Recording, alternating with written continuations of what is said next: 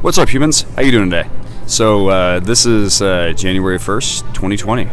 We are at the beginning of a new decade, and I'm kicking it here with my brother Frank, and wanted to kind of talk about what does the next decade look like. Well, we're just gonna pontificate and brainstorm over things that we think might be interesting in the next decade. Yeah. Frank, so what do you think?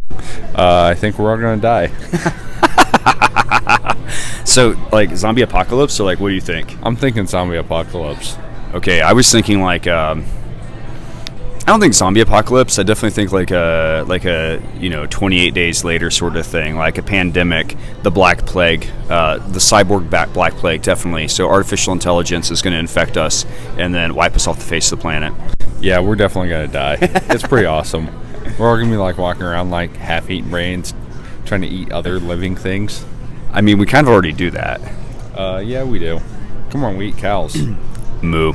So seriously though, like we just talked about AI. Right. So what do you think? Do you think AI is going to become a big thing in the next decade? Yes. In So- what regard? So AI essentially is going to take over a lot of standard human tasks, like routine human tasks, and it's going to get fed into larger AI. Okay, so when you say like a routine human task, are you talking like, cooking my food? Or are you talking like truck driving? Like, what sort of industry, or like what sort of frame are you talking about? I'm talking about like truck driving, cooking your food, running cranes, real basic stuff. Even things as that you would consider complex, like an airplane, like piloting an airplane, has already been done. You can take off and land. Right. No, that makes sense. So, okay. Well, the real question I have is, when do I get my personal robot? I don't know. Well, let's say the beginning of 2030. The beginning of 2030. All right, I'm going to hold you to that because I want my personal robot. I don't know what I'm going to call said personal robot. I don't know. I want a Robotosaurus Rex. That's what I want. Yeah, you're probably getting a sex robot first. It's I mean, if we talk about like AI like infecting humans and taking over, like that's a possibility, like concubine robot. That's kind of weird though. Oh no, it's incredibly weird. But anyway, so weird, strange robot stuff aside. Yeah, weird. Yeah, weird. So next up would probably be the development of course, some level of space travel, some level of infrastructure development. So when you say space travel, you're talking about like new space, like returnable reusable rockets, human. Yes. Okay, cool. Okay. Absolutely.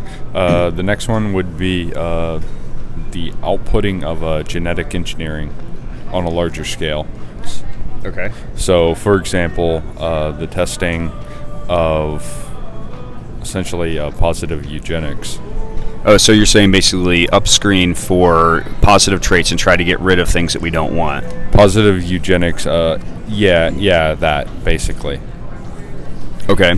So what you're telling me is that I could like make myself taller. That's a good question. Nobody knows if that's actually possible with something that's already grown. No, but so what you're talking about is like genetic diseases and things like that, where we're seeing, Down syndrome, etc. Absolutely. Okay, cool. All right.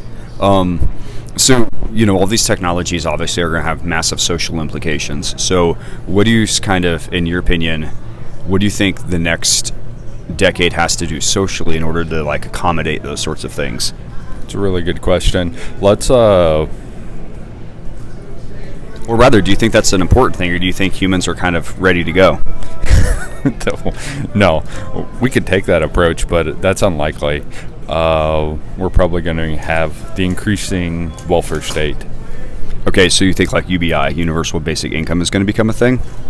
Something of that scalar magnitude, or we're going to have large rife, because you could also have the complete opposite thing where you have the nation state dissolve due to the increased social chaos. Okay, so the nation state dissolves due to increased social chaos. Now, let's go slow for those of us who aren't poli-sci kids. Okay, So basically, nations stop being nations and they become just cultural relics? well, so let's say something, for example, let's say the U.S., right? So let's say the social fabric got so decohesive that you could essentially split the nation in half. You would have the development of new nations, and you'd have that dissolution. But Okay, gotcha. that kind of stuff over time due to increased social pressures and ideological differences. So basically, you're saying that instead of becoming more one, humans would want to split up more and have more tailoring of their country to their own beliefs. Possibly, yeah. Interesting. So, how would that impact? Like, so for example, if you're doing these massive technological changes, but how do the technological changes relate to the decohesion or the dissolution of the nation state? Like, I understand the idea, but I don't understand how they're linked together, how they relate to each other. Well, so let's say you have mass unemployment, right? Right. So you could have something as simple as mass unemployment spurred on by introduction of large-scale AI over time, and then those people going on like welfare rolls, let's say, and then the additional income required by the state to actually support that goes up. Taxes go out, maybe, but there's always a problem with overtaxation and people doing development work in business. There's some kind of cutoff there. Okay, so basically what you're saying is that, like, this change in technology would then change the employment landscape, which would then change the way money flows into the government, which would then necessitate the government responding in some way. Yeah, and the government responding, but additionally, the government also could run into, like, fiscal issues. Because right now, if you look at the world's heavily indebted. Yeah, okay, gotcha. So then, is the normal, average, everyday human, what sort of things do you think would be important for them to consider in order to either, prepare for this, or because civilization is going to change and move regardless of what one person is or isn't doing. So, so average people would probably be better served trying to figure out how most effectively to adapt to their environment. Because no matter what, if you, for example, like if you had AI, right, and you have 3D printing, you have home manufacturing in so many words. So you have the democratization of manufacturing. Right now, the world's kind of has that trend where everything's getting democratized. For example, we're sitting here talking in a video that we're uploading. Democratization of news and ideas.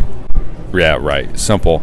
But when you have that in manufacturing, it's also a countervailing force. Okay, gotcha. So basically what you're saying is that, like, because we're empowering the individual more, the thing to do would be, as an individual, to understand how you can harness that power and leverage it and use it, right? Correct. Cool. Yep. All right. So these are, like, we're obviously January 1st, 2020. So, and you kicked open a bunch of really big topics. How many of these do you think, we should, delve into deeper on a different episode of B-Type 1?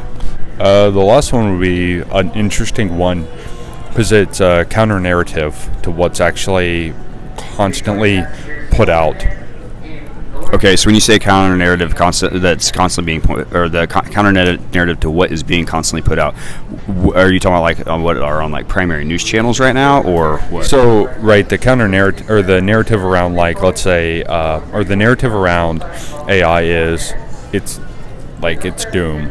Everything's doom and gloom.